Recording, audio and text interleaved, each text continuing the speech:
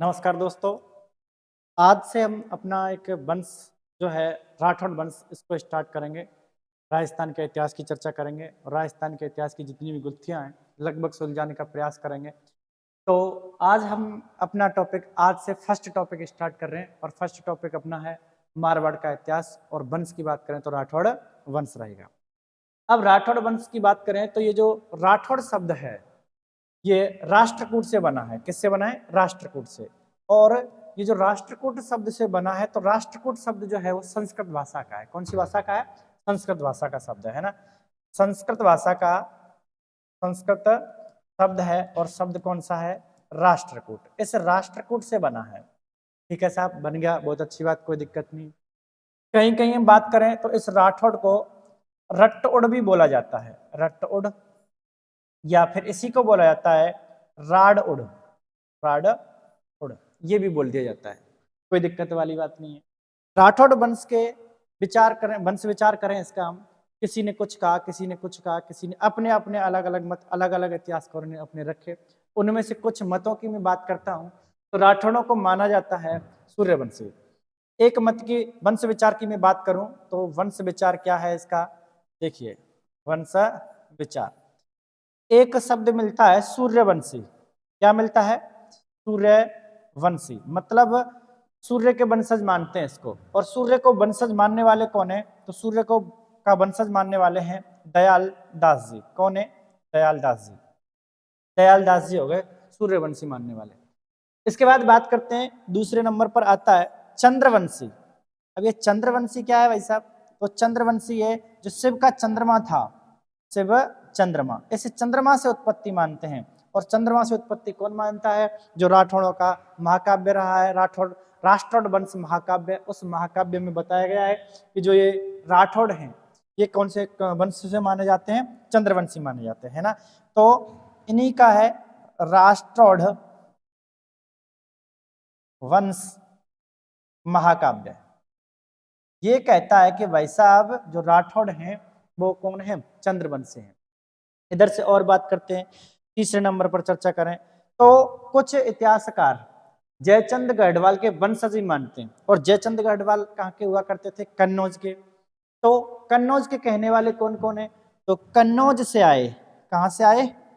कन्नौज से आए। से आए से आए मतलब इसका मतलब जयचंद गढ़वाल के वंशज। जयचंद गढ़वाल के वंशज। इस बात को स्वीकार कौन करता है? तो है, आपको नाम मिलेगा मुहनोत नैनसी जी। कौन है? मुहनोत नैनसी जी। इन्होंने कहा, मुहनोत नैनसी जी कहते हैं कि भाई ये जयचंद गढ़वाल के वंशज हुआ करते थे। वही आपने जब कभी जिक्र किया होगा संयोगिता का, तो संयोगिता के पिता रहा करते थे कौन? जयचंद गढ़वाल। इधर से बात करते हैं, और कौन कहता है इस बात को कि भाई जयचंद गढ़वाल के वंशज हैं? तो इसको कहने वाला और भी है और वो है कर्नल जेम्स टॉड। कौन है भाई? Colonel James Tod.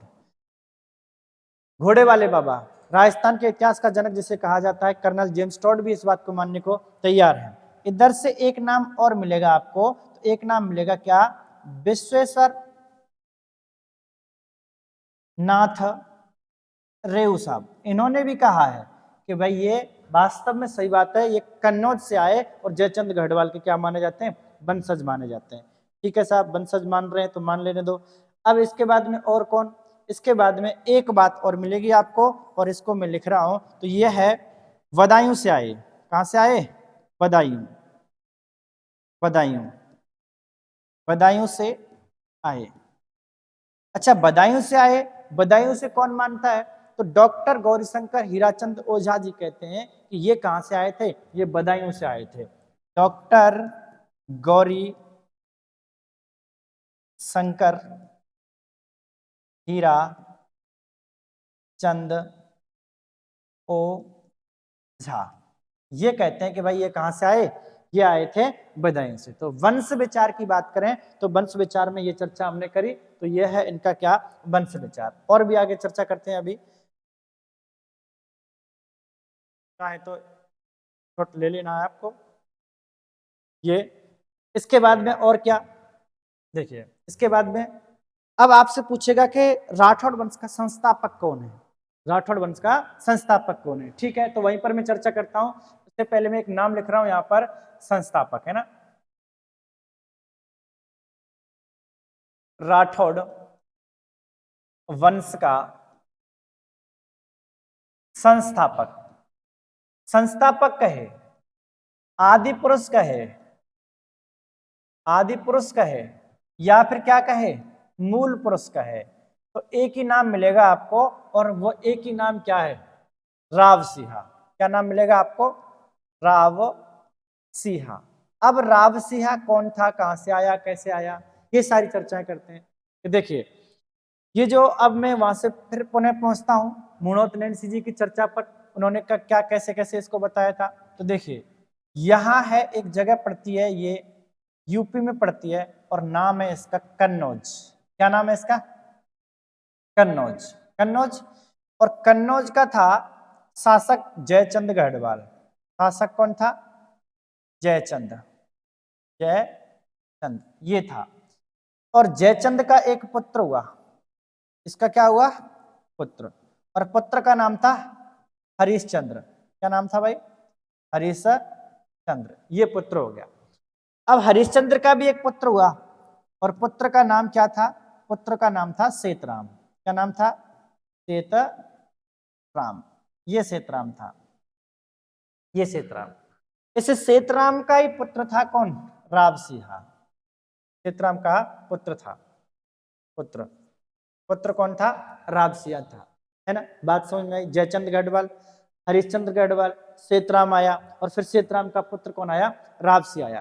कुछ किंवदंतियों के अनुसार हम ये भी कहते हैं कि ऐसा हुआ था कि राव सिंहा ने अपने पुत्र सॉरी सॉरी सेतराम ने अपने पुत्र राव सिंहा को जैसे ही जन्म लिया तो किसी पंडित ने कहा कि इसका चेहरा देखना आपके लिए अशुभ हो सकता है, इसलिए इसने क्या किया, इसे सेतराम को जंगलों में फेंकवा दिया। सेतराम ने राव सिंहा को किसमें फेंकवा दिया, जंगलों में फेंकवा दिया। अब इधर से बात करते हैं कि एक पाली के जो ब्राह्मण हुआ करते थे, पाली की साइड के जो ब्राह्मण हुआ करते थे, पालीवाल ब्राह्मण, पालीवाल ब्राह्मण ये हुआ करते थे। और पालीवाल ब्राह्मण कौन है, जसोधर, कौन है, जसोधर, जसोधर, ये जसोधर था, ये व्यापारी था। कौन था ये, व्यापारी, व्यापार करने के लिए इधर उधर भटकता था, जाता था, घूमता था, फिरता था, भ्रमण करता था। तो सेतराम के पास में जाता है ये जसोधर कहाँ जाता है, ये जाता है सेतराम के पास में जाता है कि भाई वहां से हमें कुछ व्यापार के लिए धन मिले, या फिर व्यापार हम करने वहां जाएं, तो सेतराम के पास में पहुंचे। और जैसे ही सेतराम के पास में पहुंचा, रास्ते में उसने क्या देखा, एक दृश्य देखा। रास्ते में, कहां पर देखा, रास्ते में एक दृश्य देखा।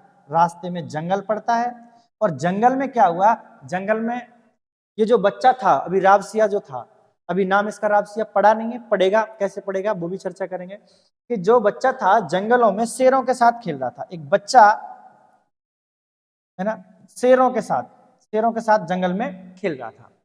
अब इसने दृश्य बताया किसके लिए, सेतराम के लिए। और जैसे सेतराम के लिए दृश्य बताया, तो सेतराम ने कहा कि वह बच्चा हमारे सामने लाया जाए। इस बच्चे को लेने के लिए सेतराम के सैनिक गए और लेकर के आ गए, इधर सेतराम के सामने प्रेजेंट कर दिया।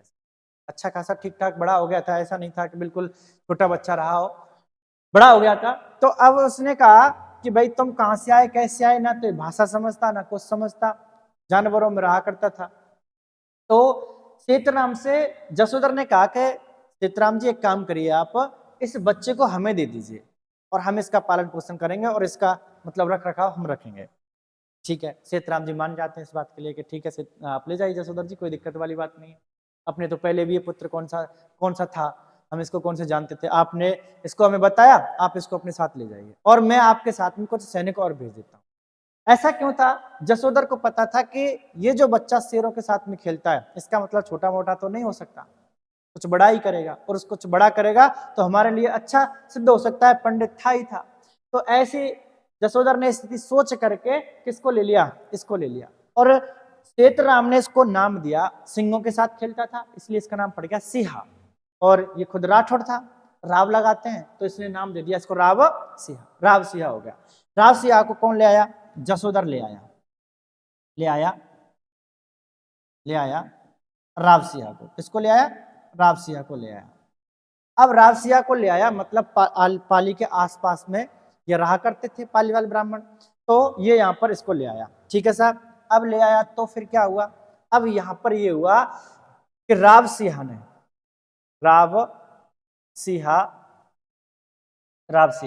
है ना, इसने वंश की स्थापना करी। वंश स्थापना कौन सा?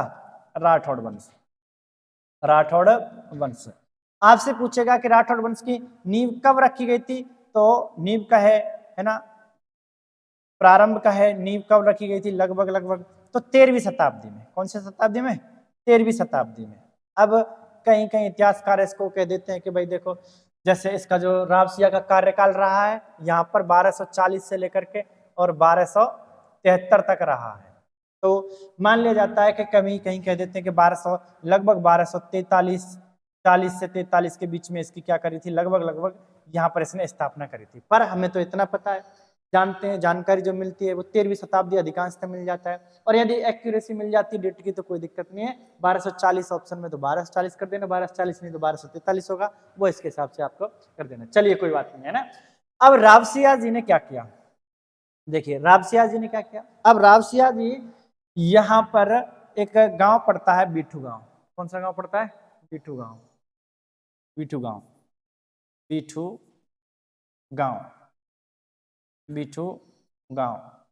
और बीठू गांव कहाँ पड़ता है? पाली में पड़ता है। इस बीठू गांव पाली में है ना, यहाँ पर मुस्लिमों से लड़ते हैं। किससे लड़ते हैं? मुस्लिमों से। गौरक्षार्थ है ना, मुस्लिमों से गौरक्षार्थ।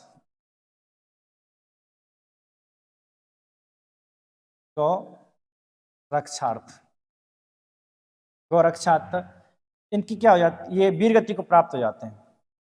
वीरगति को प्राप्त हो गए। कौन हो गए? रावसिया जी हो गए साहब, है ना। इसी बीठू गांव पाली में है ना, बीठू गांव पाली में इनकी समाधि बनी है। इनकी क्या बनी है? समाधि बनी है। तो वो भी कहां पर बनी है? बीठू गांव में बनी है। बीठू गांव, और ये कहां पड़ रहा है? पाली में, है ना। वीरगति को कब प्राप्त हुए? तो 9 अक्टूबर 1273 को, है ना। इधर से समाधि बनी हुई है बीठू गांव में, और इनकी छतरी भी कहां पर बनी है? तो छतरी भी बनी है, और वो छतरी भी बनी है बीठू गांव पाली में। बीठू गांव पाली में बनी है ना। ये बात भी आपको याद रख लेनी। अच्छा, ये बात भी थोड़ा सा, राठौड़ वंश की स्थापना कहां पर करी? तो आपको याद रखना है पाली के आसपास। कहां पर करी थी? पाली के आसपास इन्होंने वंश की स्थापना करी थी, पाली के आसपास। अब इन्होंने पहली बात तो मैंने कहा कि जसोधर लेकर के आए। जसोधर की इन्होंने क्या करी? रक्षा करी। एक डाकू हुआ करता था लाखा फुलानी। कौन हुआ करता था? लाखा फुलानी एक डाकू हुआ करता था। हटा दूं क्या इसको एक बार के लिए? तो डाकू हुआ करता था लाखा फुलानी। डाकू पाली के आसपास ही हुआ करता था ये लाखा फुलानी की हत्या की मृत्यु को मारा। किसने मारा? रावसिया ने, है ना। मारा रावसिया ने मारा। जब इसको मार दिया तो पाली के जो ब्राह्मण हुआ करते थे, और पाली के सोलंकी और हुआ करते थे उधर साइड में, तो सोलंकी जो हुआ करते थे मीणाओं से उनको मुक्त कराया, इधर से लाखा फुलानी से भी मुक्त कराया उनको, मारवाड़ क्षेत्र को। तो फिर इन्होंने क्या किया? इन्होंने यहाँ पर एक युद्ध का जो हुआ था, एक उसको बोलते हैं लाख झबर। कौन सा युद्ध बोलते हैं उसको? लाख झबर। ये लाख झबर क्या है? तो लगभग 1 लाख सैनिक वीरगति को प्राप्त हुए थे। सैनिक वीरगति को प्राप्त इसको क्या बोलते हैं? 1 लाख लगभग सैनिक वीरगति को प्राप्त हुए, तो इसको क्या बोलते हैं? लाख जबर, है ना। तो इस तरीके से हमें कौन याद रख लेना है, ये आपको याद रख लेना है रावसिया। ये बात रही अपने रावसिया की, है ना। अच्छा, और इधर से एक बात और ध्यान रख लेते हैं, सोलंकी कौन थे, सोलंकी। कहाँ के सोलंकी, पाली के सोलंकी, पाली के। पाली के सोलंकियों ने क्या किया, इनकी एक पुत्री हुआ करती थी, पुत्री का नाम था पार्वती सोलंकी। कौन था, पार्वती सोलंकी। इस पार्वती सोलंकी का विवाह किसके साथ में कर दिया, इसका विवाह रावसिया के साथ किया था, विवाह रावसिया के साथ किया, रावसिया। और रावसिया का एक पुत्र आएगा, और पुत्र का नाम क्या है, आस्थान। आस्थान, एक तो ये पुत्र है आस्थान, या कहीं के आसनाथ बोल देते हैं, आस्थान है। और एक पुत्र है इसका सोनिग, एक पुत्र है इसका कौन, सोनिग। और एक पुत्र है इसका अज, एक पुत्र है इसका क्या, अज। इस प्रकार से हमने बात करी। तो ये है आपके कौन, रावसिया जी। रावसिया ने ये सारी चर्चाएं रावसिया के बारे में हमने करी। जितना इतिहास है इसके बारे में मैंने पूरी जानकारी आपको दी है। इधर से अब कौन आता है, इसका पुत्र, स्क्रीनशॉट लेना चाहे तो ले सकते हैं। तो इसका एक पुत्र आता है आस्थान, पुत्र कौन आता है, आस्थान। इस आस्थान की बात करें तो आस्थान ने क्या किया था, सेना का संगठन किया। आस्थान ने क्या किया, सेना का संगठन किया। और सेना का संगठन किया तो इसने मूंदोज नामक स्थान को क्या किया, पहले जीता। और जीत करके इधर से एक ईडर और पड़ता है, ईडर राज्य मारवाड़ क्षेत्र का ही था। तो ईडर राज्य, इस ईडर पर अधिकार किया, और ईडर को किसके लिए दे दिया, अपने भाई सोनिंग के लिए दिया, है ना। आस्थान कौन आया, आस्थान। आस्थान को यहाँ क्या बोल देते हैं, आसनाथ भी बोल देते हैं, ठीक है साहब। आस्थान ने क्या किया, आस्थान ने सबसे पहले सेना संगठन किया, सेना संगठन। और सेना संगठन करने के बाद किया और मूंदोज को जीता। और किसको जीता, मूंदोज, मूंदोज है ना, या हम वर्तमान में कहें गुंदोज। तो उस क्षेत्र को जीता, और जीत करके जीता, जीता। और कौन सा क्षेत्र जीता इसने, खेड़, खेड़ जो वर्तमान में हम क्या बोलते हैं, बाड़मेर। इस क्षेत्र को जीता, बाड़मेर को जीता, जीता। इसके बाद में और क्या किया इसने, इसने किया भाई साहब, ईडर राज्य जो हुआ करता था, ईडर राज्य को जीता, इसी ने जीता था ईडर राज्य को। और ईडर राज्य को जीता तो अपना, इसका एक भाई था, ईडर राज्य को अपने भाई, मतलब इसका भाई था, अपने भाई किसके लिए दे दिया, सोनिग के लिए दे दिया। किसके लिए दे दिया, सोनिग के लिए दे दिया, सोनिग के लिए दिया, सोनिग के लिए दे दिया, है ना। ये बात आपको किसके बारे में मिलेगी, ये आस्थान के बारे में मिलेगी। अब इसके बाद में और क्या हुआ, जो इसका जो टाइम पीरियड चला है, इसका समय जो रहा है, वो कब से कब तक रहा है, तो 1273 में इसके पिताजी की मृत्यु हो गई। ये चले हैं 1291 ईस्वी तक। कब तक चले, 1291 ईस्वी तक। अब इधर दिल्ली का एक सुल्तान हुआ करता था, कौन हुआ करता था, दिल्ली का एक सुल्तान था। ये रही दिल्ली, क्या है, दिल्ली। और दिल्ली का सुल्तान कौन था, तो दिल्ली का सुल्तान था जलालुद्दीन। कौन था, जलालुद्दीन खिलजी। सुल्तान, सुल्तान ये था जलालुद्दीन खिलजी, जलालुद्दीन, जलालुद्दीन खिलजी। इस जलालुद्दीन खिलजी ने आक्रमण किया, है ना। ये है मारवाड़, राठौड़ वंश और मारवाड़ क्षेत्र। कौन सा क्षेत्र है, मारवाड़। और ये है इसका शासक जो है वो कौन है, आस्थान, आस्थान। आक्रमण किया इसने, आक्रमण, आक्रमण किया कब, 1291 ईस्वी को, 1291 ईस्वी को आक्रमण किया। और आस्थान क्या हो गए, वीरगति को प्राप्त हो गए, वीरगति को प्राप्त हो गए। कौन हो गया, आस्थान, है ना।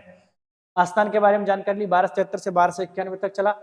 मूंदोज को जीता, खेड़ को जीता, और खेड़ को जीतने के बाद में ईडर राज्य को जीता, और ईडर को अपने भाई के लिए दे दिया। मुख्य बात इनके समय की क्या है, तो जलालुद्दीन खिलजी जो हुआ करते थे वो आक्रमण करता है, और आस्थान किसको प्राप्त हो जाते हैं, वीरगति को प्राप्त हो जाते हैं। इसके बाद में इसका पुत्र आता है, आगे चलते हैं। इसका एक पुत्र आता है, आप पहले एक बार स्क्रीनशॉट ले लीजिए, फिर आगे बढ़ते हैं।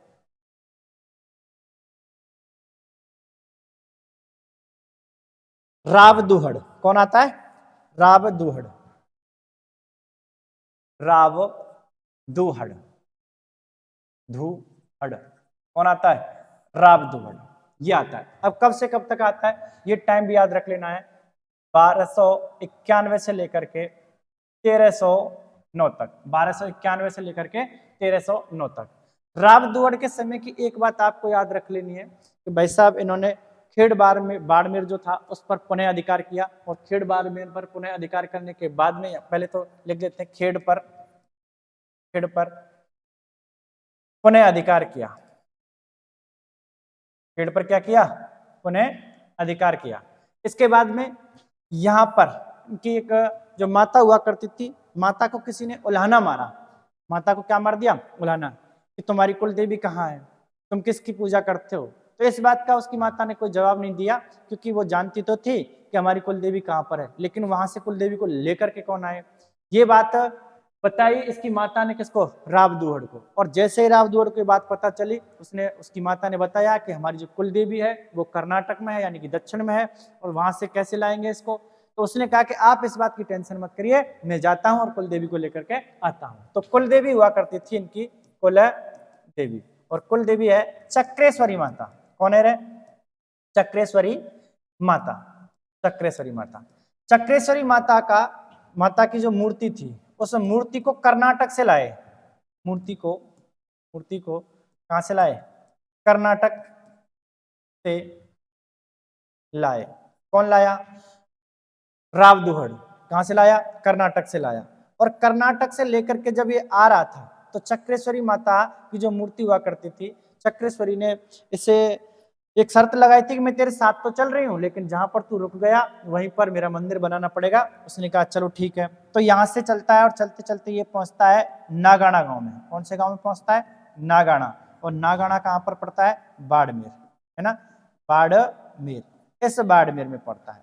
और नागाना गांव में ये माता रुक जाती है, और नागाना गांव में ही मंदिर बनाना पड़ता है। और मंदिर बनाया, कौन सा मंदिर बनाया? है ना, चक्रेश्वरी माता का मंदिर, या इसी को बोलते हैं नागणेची माता का मंदिर। नागणेची माता का मंदिर, इसका निर्माण करवा दिया। किसने करवाया?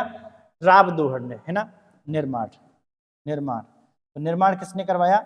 निर्माण करवाया रावदुहड़ ने, रावदुहड़।